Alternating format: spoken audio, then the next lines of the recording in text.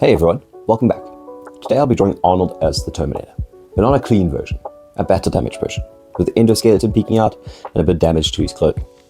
I'll be using Copic Markers, as well as some color pencils to achieve this drawing. I'm starting off by tracing my original sketch using a light box. This helps clean up the line work without overworking the paper and helps me block out the original drawing. Once the line work is done, I move straight into laying down my Copic Marker base colors. I always start with the face because it sets tone for the entire piece.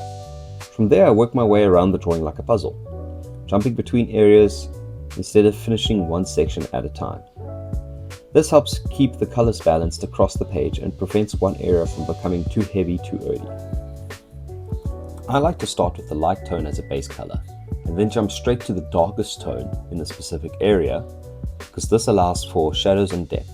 I then work back using lighter tones until I reach my lightest tone again. I'm especially careful around the damaged areas. The torn skin, exposed metal, and rough edges all need contrast to sell their battle-worn look. At this point I'm still keeping things fairly loose, knowing that the real detail will come later with pencils. That being said, it's important to be as accurate as possible within the space you're allocated. This will prevent the need for touch-ups later. My goal for my alcohol markers is to produce a drawing that I'll be happy with by itself, before adding in any other details or rendering. It's always very tempting to jump straight into detailing with your pencils after you've completed a certain marker section of your drawing, but trust me, it's always best to finish the markers first and then go into your detail and rendering, because this prevents mismatching in your drawing. Now to bring the drawing to life. I use blendable pencils. I begin by adding fine details, texture, and controlled shading. The pencils are perfect for lighting up the edges, adding scratches to the metal endoskeleton, and bringing more realism into the skin, leather jacket, and anything else that requires texture. I take my time with this stage. This stage is all about patience and layering. And just like with my markers, I start off with the face first and work my way around the rest of the drawing. But I will spend most of my time on the face, because that is the focal point of the drawing and has the most detail and battle damage, showing that endoskeleton peeking through. The hair also requires a ton of texturing and layering. When working with my color pencils, I'll generally start with the lightest tone and block out the entire area, then go through the mid-tones into the darkest tones where the shadows would lay.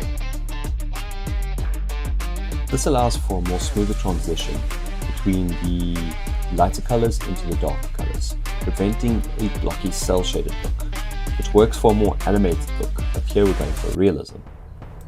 I've opted for a sharp red highlight on the left-hand side of the figure. This doesn't make much sense right now, but it will later. I go over the entire drawing in pencil. Some people would argue this is unnecessary, especially with the coverage that Copic Markers give you, but I do this to prevent any texture mismatch throughout the entire drawing. Now this part does tend to feel long and tedious, and feels like you're getting almost nothing done when you're staring at a pretty much completed drawing by most people's standards.